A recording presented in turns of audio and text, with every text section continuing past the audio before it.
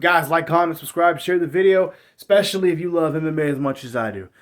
Okay, as much as I hate to say this, I don't see Tony Ferguson winning this fight. Now, overall in his career, he could have beat anybody, gave anybody a hard time.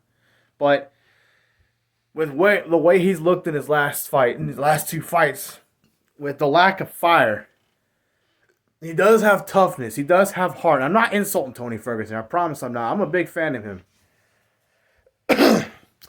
I think Chiesa goes in there. This is a boring fight. I don't think either guy can really pull the trigger anymore like they used to. Because you've seen that in their last two fights. And I think Chiesa wins with his wrestling. He's able to avoid getting choked out or submitted by Tony Ferguson off his back.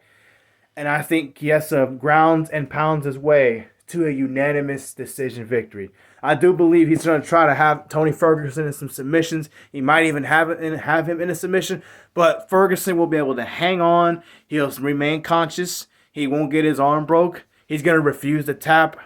And I believe that will be when the fight ends.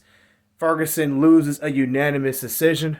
And I think that's it. That's my prediction.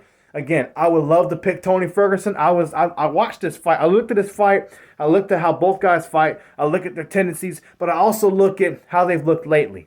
Neither guy has really looked that impressive. I feel like Dana White's kind of giving them both this fight because they're both big names. I think he respects both guys.